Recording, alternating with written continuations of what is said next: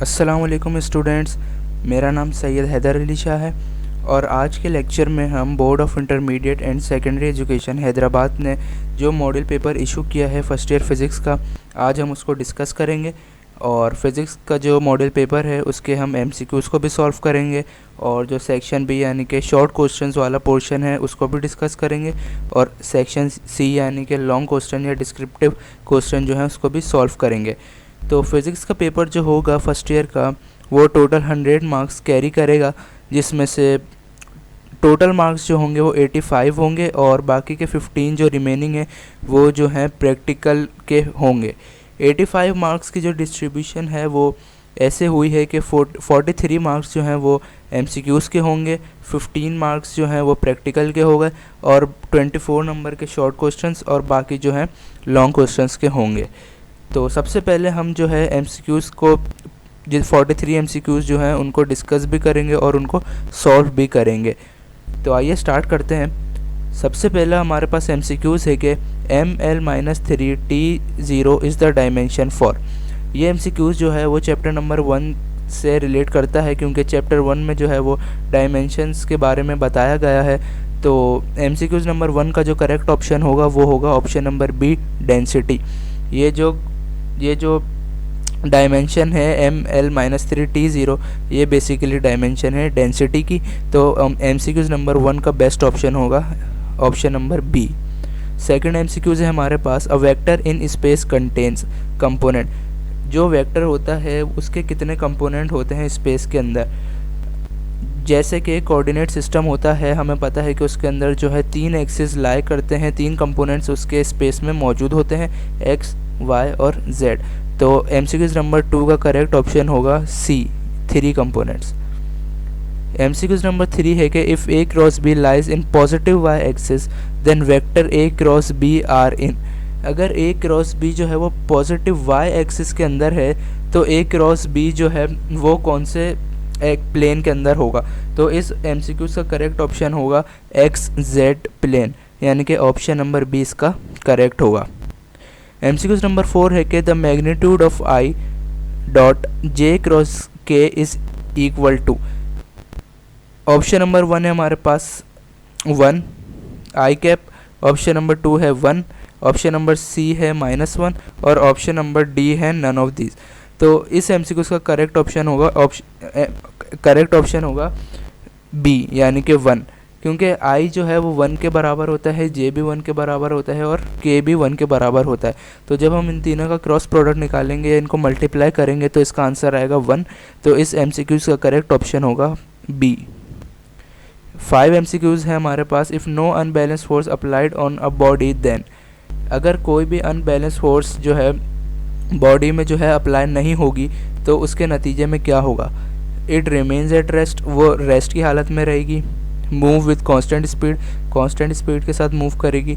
No acceleration produce in it, यानी कि कोई भी एक्सेलरेशन उसके अंदर प्रोड्यूस नहीं होगा। या डी ऑल ऑफ देम, तो इसका करेक्ट ऑप्शन होगा ऑल ऑफ देम, क्योंकि जब कोई भी ऑब्जेक्ट पे फोर्स नहीं लगती ना ही उसके अंदर एक्सेलरेशन प्रोड्यूस होता है और वो रेस्ट में भी रहती है, और जो है अगर कोई फोर्स भी नहीं लग रही तो वो हो सकता है कि कांस्टेंट स्पीड के साथ भी मूव कर रही हो। 6 एमसीक्यूज़ है कि the force of 10 8 dynes is equals to. एक फोर्स है हमारे पास जो कि 10 8 डाइंस की है, वो कितने न्यूटन के बराबर होगी। तो 1 न्यूटन हमारे पास 10 पावर 5 डाइन के बराबर होता है, तो 10 की पावर 8 डाइन हमारे पास बराबर होगा 1000 न्यूटन के। तो इस एमसीक्यूज़ का करेक्ट ऑप्शन होगा option number C. 7th MCQs हमारे पास है कि the ball slide down A is equals to 4.9 metre square on the inclined plane at the angle will be. एक बॉल हमारे पास जो है वो स्लाइड डाउन कर रही है, उसकी एक्सीलरेशन जो है वो 4.9 मीटर पर सेकंड स्क्वायर है, इंक्लाइंड प्लेन पे वो मूव कर रही है, तो वो कितना एंगल जो है वो बनाएगी। तो इस एमसीक्यूज़ का करेक्ट ऑप्शन होगा 30 डिग्री। ये जो अगर आप चाहें इसको सॉल्व करना तो ये मैं आपको बता देता हूँ कि ये जो न्यूमेरिकल सॉल्व होगा ये by the formula of acceleration होगा। आप A is equals to G sine theta को रख के ये प्रॉब्लम को सॉल्व कर सकते हैं। तो आपका आंसर जो है इंशाल्लाह 30 डिग्री आएगा, यानी कि ऑप्शन नंबर सी इसका करेक्ट आंसर है। एमसीक्यू नंबर 8 की तरफ हम चलते हैं। The velocity of 32 ft foot second is equals to. के 32 फीट जो है वेलोसिटी है वो किसके बराबर होगी। तो इसका करेक्ट ऑप्शन होगा ऑप्शन नंबर बी यानी कि 9.8 metre per second. Next MCQs हमारे पास है 9, 2 long jumpers have the same velocity but the one has. 2 long jumper जो हैं उनकी सेम वेलोसिटी है, लेकिन जो जंपर होगा वो ज़्यादा किस एंगल पे जो है ज़्यादा जंप करेगा, कितने एंगल पे वो जंप मोर करेगा, यानी कि दूसरे वाले से ज़्यादा किस एंगल पे वो जंप करेगा। तो इस एमसीक्यूज़ का करेक्ट ऑप्शन होगा हमारे पास 45 डिग्री, यानी कि ऑप्शन नंबर सी। 45 डिग्री पे जो है वो ऐसा एंगल है जिस पे वो जंप ज़्यादा कर सकता है। एमसीक्यूज़ नंबर 10 है the average density of earth is. Earth की एवरेज डेंसिटी कितनी होती है, ये चैप्टर नंबर 6 ग्रेविटेशन से इसका ताल्लुक़ है। तो इसका करेक्ट ऑप्शन होगा ऑप्शन नंबर सी, यानी कि 5.5 मल्टीप्लाइड 10 की power 3 kilogram metre square. 11th हमारे पास है the dimension of angular acceleration के एंगुलर एक्सीलरेशन की जो है डायमेंशन कितनी होगी। तो इसका करेक्ट ऑप्शन होगा option number C, LT-2। 12 MCQs 2 radian is equals to. 2 radian जो है किसके बराबर होगा। तो आपको पता होगा कि 1 रेडियन जो है वो 57.3 डिग्री के बराबर होता है। तो हम 2 को अगर 57.3 डिग्री से मल्टीप्लाई करेंगे तो हमारे पास ऑप्शन आएगा 114.6 डिग्री। तो MCQs नंबर 12 का करेक्ट ऑप्शन होगा बी, यानी कि 114.6। 13 MCQs की तरफ हम चलते हैं। 2/3 pi radian is equals to कि 2/3 पाई रेडियन जो है वो किसके बराबर होता है। तो इसका करेक्ट ऑप्शन होगा ऑप्शन नंबर सी, यानी कि 120 डिग्री ऐसा एंगल है जिस पे 2/3 पाई रेडियन जो है वो इक्वल होते हैं। The work done by centripetal force is. Centripetal force जो है वो जो वर्क डन करती है वो किसके बराबर होता है। तो इसका करेक्ट ऑप्शन होगा ऑप्शन नंबर डी, यानी कि 0 के बराबर। सेंट्रीपिटल फोर्स एक ऐसी फोर्स है जो कभी भी वर्क डन करती है उसका जो रिज़ल्ट आता है वो 0 के बराबर होता है। तो इसका करेक्ट ऑप्शन होगा D. Which component of velocity does not change during projectile motion. Projectile motion जो है चैप्टर नंबर 4 में जो है मोशन इन 2 डायमेंशन से इसका ताल्लुक है, और इसमें हमसे पूछा गया है कि प्रोजेक्टाइल मोशन के दौरान उसके कौन सा कंपोनेंट उसका वेलोसिटी का है जो कांस्टेंट रहता है, यानी कि चेंज नहीं होता। तो इसका करेक्ट ऑप्शन होगा हॉरिजॉन्टल कंपोनेंट। हॉरिजॉन्टल कंपोनेंट जो है वेलोसिटी का वो चेंज नहीं होता, वो कांस्टेंट रहता है पूरे प्रोजेक्टाइल मोशन के दौरान। ऑप्शन MCQs नंबर हमारे पास 16 है कि at which angle V0x is equals to V0y। ऐसा कौन सा एंगल होगा जिसमें V0x जो है वो V0y के इक्वल हो जाएगा, बराबर हो जाएगा। तो इसका करेक्ट ऑप्शन होगा बी, यानी कि 45 डिग्री। 45 डिग्री एक ऐसा एंगल है जिस पे V0x जो है वो V0y के बराबर होता है। नेक्स्ट MCQs है कि ML²T-2 are the dimensions of के ML²T-2 जो है वो किसकी डायमेंशन होती है। तो इसका करेक्ट ऑप्शन होगा MCQ नंबर 17 का टॉर्क।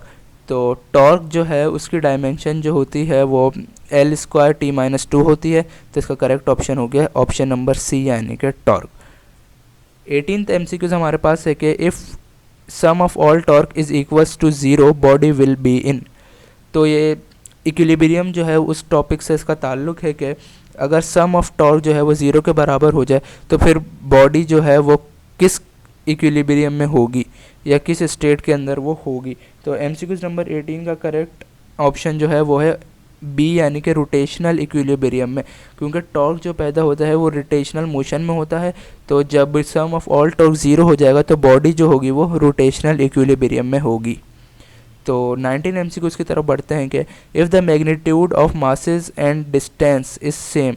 अगर मासेस का मैग्नीट्यूड और डिस्टेंस का जो मैग्नीट्यूड है वो सेम कब होगा। तो इसका करेक्ट ऑप्शन होगा सी, यानी कि अगर एफ जी जो है वो जी के बराबर हो जाए तो मास का और डिस्टेंस का मैग्नीट्यूड सेम हो जाएगा। तो इसका करेक्ट ऑप्शन होगा सी। 20 MCQs हमारे पास है कि the dimension of acceleration is, कि एक्सेलरेशन की डायमेंशन क्या होती है। तो इसका करेक्ट ऑप्शन होगा ऑप्शन नंबर बी, यानी कि LT-2। 21 है कि ही the value of G on the surface of moon is, के सरफेस ऑफ मून पे जो है सरफेस ऑफ मून पे वैल्यू जो है सरफेस ऑफ मून पे जो वैल्यू जी की वैल्यू होगी वो कितनी होगी। तो इसका करेक्ट ऑप्शन होगा बी यानी कि 1.62 मीटर पर स्क्वायर। तो option number B is the correct option. 22 MCQs is if the acceleration of a body is uniform then what is wrong in the following. अगर कोई बॉडी जो है वो यूनिफॉर्म एक्सेलरेशन के साथ एक बॉडी की एक्सेलरेशन जो है वो यूनिफॉर्म है यानी कि कांस्टेंट है, चेंज नहीं हो रही, तो इन ऑप्शन में से जो है कौन सा जो है रॉन्ग ऑप्शन है जो उस पर फिट नहीं होगा। तो ए हमारे पास speed is uniform, direction is uniform, velocity uniform, या डी यानी कि नन ऑफ दिस। तो इस MCQs नंबर 22 का करेक्ट ऑप्शन जो है हमारे पास वो होगा सी यानी कि वेलोसिटी जो है वो यूनिफॉर्म रहेगी अगर बॉडी की एक्सेलरेशन जो है वो यूनिफॉर्म या कांस्टेंट है। तो correct option is C. The nature of gravitational force is, gravitational force की जो नेचर होती है वो अट्रैक्टिव होती है यानी कि करेक्ट ऑप्शन होगा D. 24 when the speed of body reduces into 2 times kinetic energy become। अगर किसी बॉडी की स्पीड जो है वो 2 टाइम्स कम हो रही है तो उसकी काइनेटिक एनर्जी कितनी होगी, ट्वाइस होगी, हाफ होगी, 4 टाइम्स होगी, या 1/4 होगी। तो MCQs नंबर 24 का करेक्ट ऑप्शन होगा डी यानी कि 1/4। तो correct option is D. 25 MCQs is which can be used to distinguish between different musical instrument of the same frequency। इस MCQs का ताल्लुक जो है वो वेव, मोशन एंड साउंड यानी कि फर्स्ट ईयर के चैप्टर 8 से है। तो इसका करेक्ट ऑप्शन होगा क्वालिटी, इंटेंसिटी, स्पीड या पिच। तो right option is of the MCQs of 25 is quality, यानी कि क्वालिटी एक ऐसी प्रॉपर्टी है जो कि डिस्टिंग्विश करती है म्यूजिकल इंस्ट्रूमेंट को जो सेम फ्रीक्वेंसी के साथ हो। तो इसका करेक्ट ऑप्शन होगा क्वालिटी। MCQs नंबर 26 हमारे पास है कि time period of a simple pendulum at a planet where G is 39.2 metre per second is 1/2t, simple t, 2t या 4t। तो MCQs नंबर 26 का जो करेक्ट ऑप्शन होगा वो होगा ए यानी कि 1/2t। 27 is the SI unit of electric current is, electric current का जो ऐसा यूनिट होता है वो एम्पेयर होता है। तो correct option is C ampere. Which is only vector among the following. 28 का करेक्ट ऑप्शन जो है वो फोर्स होगा, B is the correct option. Dot product of two vector is zero at an angle. Dot product जो है हम chapter number 2 में पढ़ते हैं। तो डॉट प्रोडक्ट जो है टू वेक्टर का जीरो जब होता है जब एंगल जो है वो 90 डिग्री का हो। तो correct option is A. 30 MCQs है हमारे पास। At which angle of the following an object upon a friction less incline surface is maximum. वो कौन सा एंगल होगा जिस पे फिर इंक्लाइन सरफेस के फ्रिक्शन लेस मोशन के ऑब्जेक्ट पे जो है किस एंगल पे जो है मैक्सिमम होगा। तो 30 का करेक्ट ऑप्शन जो है वो डी है यानी कि 60 degree. Which of the following is time independent in projectile motion. Projectile motion के दौरान कौन सी इन चारों में से ऑप्शन है जो कि टाइम पे डिपेंड नहीं करती, टाइम के इंडिपेंडेंट होती है। तो 31 का करेक्ट ऑप्शन होगा बी यानी कि horizontal velocity. Radian is the unit of. 32 हमारे पास है कि रेडियन जो है वो किसका यूनिट होता है। तो रेडियन जो है एंगुलर डिस्प्लेसमेंट का यूनिट होता है। तो so correct option is C. 33 हमारे पास है कि torque produces dash is an object. Torque जो है वो क्या चीज़ पैदा करता है। तो टॉर्क जो है रोटेशनल मोशन पैदा करता है। तो इसका करेक्ट ऑप्शन होगा B. 34 is if no linear and angular acceleration in produced in an object then it is in dash equilibrium। अगर किसी ऑब्जेक्ट जो है वो ना ही उसमें लीनियर एक्सेलरेशन है ना ही उसके अंदर एंगुलर एक्सेलरेशन प्रोड्यूस हो रही है तो इसका मतलब वो कौन से इक्विलिब्रियम में है। तो इसका करेक्ट ऑप्शन होगा रोटेशनल, ट्रांजिशनल दोनों है। तो इसका करेक्ट ऑप्शन होगा सी यानी कि बोथ ए एंड बी। तो जो ऑब्जेक्ट होगा वो रोटेशनल में भी होगा और ट्रांसलेशनल में भी होगा। So correct option is C both A and B. 35 MCQs is average mass of earth is. Earth का एवरेज मास कितना होता है। तो इसका करेक्ट ऑप्शन होगा सी यानी कि 5.98 multiplied 10⁻24 kg। 36 MCQs is value of G at depth equal to radius of earth will be. के जी की वैल्यू जो है वो डेप्थ पे जो है रेडियस ऑफ अर्थ के बराबर हो जाती है वो कितना होगा। तो इसका करेक्ट ऑप्शन होगा 0 यानी कि option number D.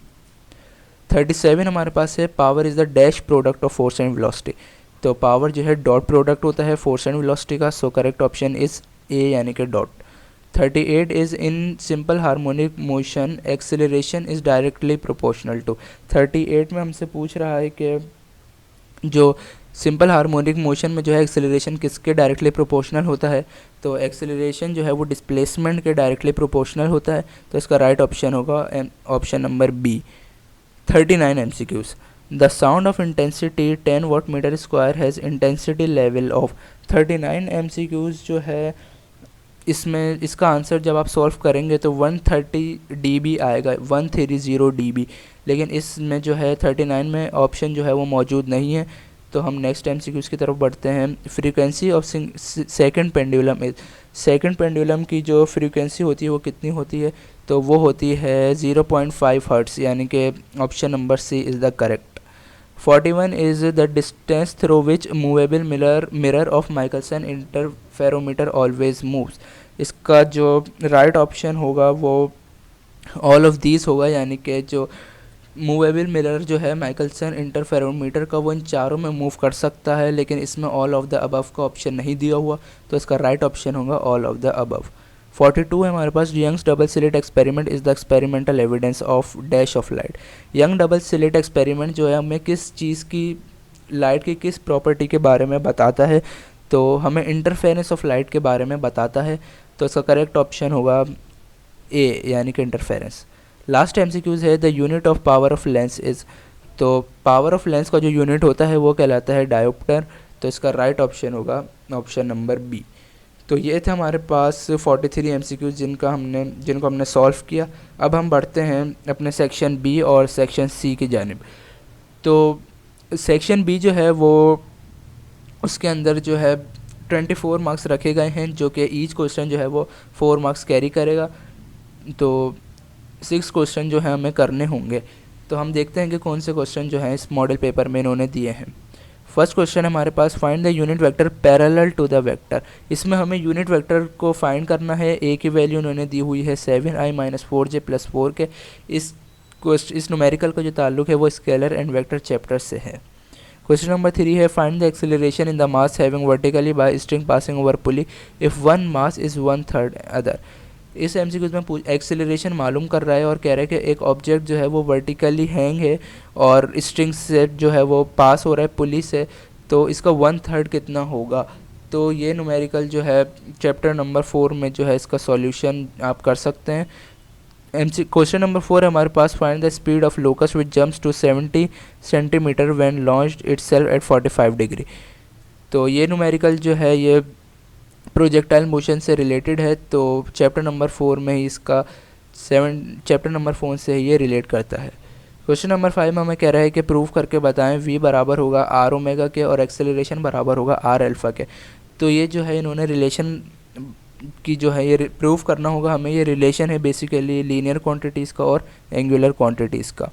Question number 6 में कह रहा है कि can work be negative, explain it with example. क्या वर्क नेगेटिव हो सकता है, एग्जाम्पल दे के इनको एक्सप्लेन करना होगा।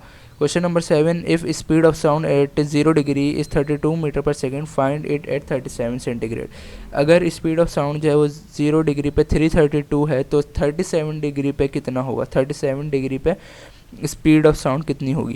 क्वेश्चन नंबर 8 है कि give a brief description about 2 applications of Doppler effect in our life. Question number 8 जो है ये बहुत ज़्यादा इंपॉर्टेंट है क्योंकि डॉपलर इफेक्ट जो है लॉन्ग क्वेश्चन में भी आ सकता है और मॉडल पेपर के शॉर्ट क्वेश्चन में भी दिया हुआ है। तो इस सवाल में कह रहे हैं कि डॉपलर इफेक्ट के जो हैं कोई भी 2 एप्लीकेशन आप की डिस्क्रिप्शन दीजिए। तो डॉपलर इफेक्ट का जो ताल्लुक है वो chapter number 8 wave motion and sound से है। क्वेश्चन नंबर 9 है कि if screen of double slit experiment is 80 centimetre away find the fringe spacing for light of 589 nanometre slit are 1.5 away F from each other. Question number 9 जो है numerical है और इसका ताल्लुक जो है चैप्टर नंबर 9 से है, फर्स्ट ईयर फिजिक्स के सिंध बोर्ड से।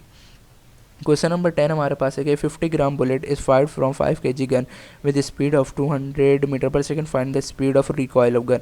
ये MCQs ये न्यूमेरिकल जो है चैप्टर नंबर 3 से लिया गया है और इसका ताल्लुक जो है चैप्टर नंबर 3 यानी कि मोशन से है। तो ये हमारे पास था सेक्शन बी शॉर्ट क्वेश्चन का जो कि 24 नंबर कैरी करता है। सेक्शन सी जो है वो डिस्क्रिप्टिव पार्ट होगा। सेक्शन सी में जो है 3 सवाल दिए गए हैं और उनमें से 2 सॉल्व करने होते हैं। एक क्वेश्चन जो है 9 मार्क्स कैरी करेगा, तो 18 मार्क्स के जो हैं ये डिस्क्रिप्टिव क्वेश्चंस होंगे।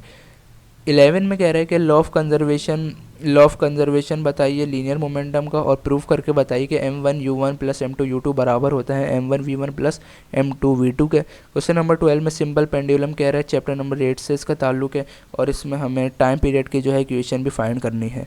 क्वेश्चन नंबर 13 में हमें कह रहा है कि इनमें से किसी भी एक पे नोट लिखिए, सेंट्रीपिटल एक्सीलरेशन पे, न्यूटन लॉ ऑफ ग्रेविटेशन पे, या फिर scalar product of two vectors पे।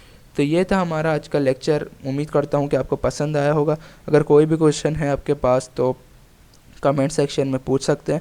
Thanks for watching.